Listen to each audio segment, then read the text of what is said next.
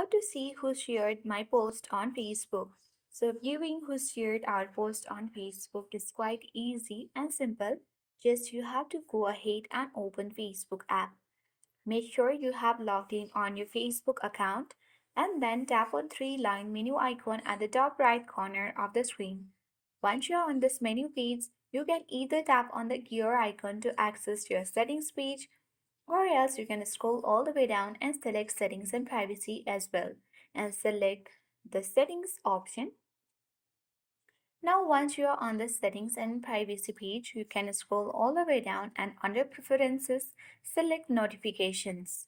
And here you need to select more activity about you and make sure you allow notification on Facebook, and you also need to select where you receive this notification, whether it is post, email or SMS.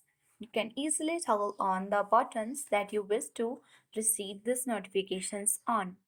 Once done, you need to simply come back, and if someone shared your post on Facebook, you will easily find those on the notifications panel. For that, you need to simply tap on the bell icon at the top right corner of the screen, and on this notification page you will be easily find out that who shared your post on Facebook, because Facebook will notify if someone shared your post on Facebook.